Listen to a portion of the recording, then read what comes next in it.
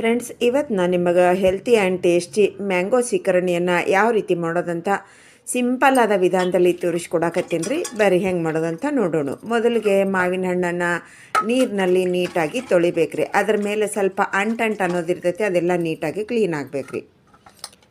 ಈಗ ನೀರನ್ನು ಪಕ್ಕಕ್ಕೆ ತೆಗೆದುಬಿಡ್ರಿ. ಈಗ ಒಂದು ಮಾವಿನ ಹಣ್ಣು ತೊಗೊಂಡು ಅದ್ರ ಮೇಲಿಂದ ತುಂಬನ್ನು ತೆಗೀರಿ. ಭಾಳ ಅಂದ್ರೆ ಭಾಳ ರುಚಿಯಾಗಿರ್ತೈತೆ ರೀ. ಒಂದೇ ಒಂದ್ಸಲ ಟ್ರೈ ಮಾಡಿರಿ. ಈಗ ಇದನ್ನು ನೋಡಿರಿ, ಅರ್ಧ ಭಾಗ ಕಟ್ ಮಾಡ್ಕೊರಿ. ಇದಕ್ಕೆ ಸ್ವಲ್ಪ ಲೈನ್ ಹಾಕೋರಿ ಮತ್ತು ಅಡ್ಡ ಲೈನ್ ಹಾಕೋರಿ.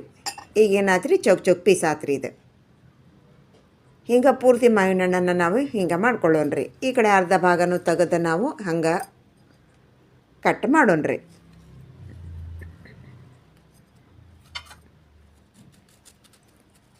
ಈಗ ಸೈಡ್ ಏನೈತಲ್ರಿ ಅದು ಕೂಡ ಕಟ್ ಮಾಡ್ಕೊರಿ.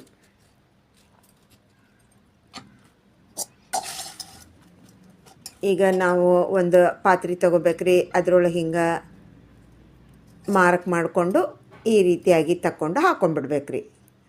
ಹಿಂಗೆ ನಾವು ನೋಡ್ರಿ ಕಾಜು ಪೀಸಸ್ ಬಿದ್ದಂಗೆ ಬಿಡ್ತಾವ್ರಿ ಅವು.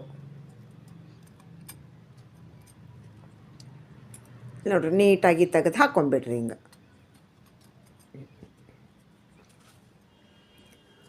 ಹಿಂಗೆ ಮಾಡೋದ್ರಿಂದ ನೋಡ್ರಿ ಎಲ್ಲ ಅರ್ಧ ಭಾಗ ಕೂಡ ಒಂದೇ ಸಲ ನಾವು ಹಿಂಗೆ ಪೀಸನ್ನು ತೆಗಿಬೋದು.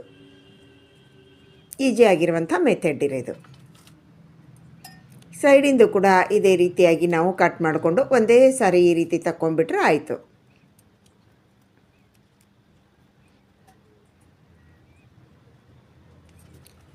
ಈ ಚಿಪ್ ಇರುತ್ತಲ್ವ, ಅದ್ರ ಮೇಲಿಂದ ಕೂಡ ಈ ರೀತಿಯಾಗಿ ಕಟ್ ಮಾಡಿಕೊಂಡು ಎಲ್ಲ ನಾವು ಚಿಪ್ಪನ್ನು ಕ್ಲೀನ್ ಮಾಡ್ಕೊಂಡ್ಬಿಡೋಣ.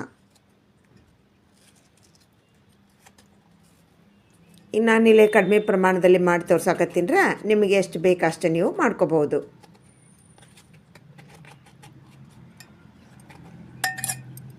ಈಗ ನೋಡ್ರಿ, ನಾವು ತೊಗೊಂಡಿರುವಂಥ 2 ಮಾವಿನ ಹಣ್ಣನ್ನು ನಾನಿಲ್ಲೇ ಪೀಸ್ ಮಾಡ್ಕೊಂಡು ಬರ್ತೀನಿ ರೀ. ಈಗ ಇದ್ರೊಳಗೆ ನೋಡಿರಿ 2 ಚಿಟ್ಟಿ ಅಷ್ಟು ಸಕ್ಕರೆ ಹಾಕ್ಕೊಂಡಿರಿ. ನಿಮಗೆ ಸ್ವೀಟಿನ ಪ್ರಮಾಣ ನೋಡ್ಕೊಂಡು ನೀವು ಹೆಚ್ಚು ಕಮ್ಮಿ ಮಾಡ್ಕೋಬೋದು. ಮತ್ತು ಏಲಕ್ಕಿ ಪೌಡ್ರ, ಹಂಗೆ ನೋಡಿರಿ ಹಾಲು, ಗೋಡಂಬಿಯನ್ನು ಹಾಕ್ಕೊಂಡು ನೀಟಾಗಿ ಮಿಕ್ಸ್ ಮಾಡ್ಕೊರಿ.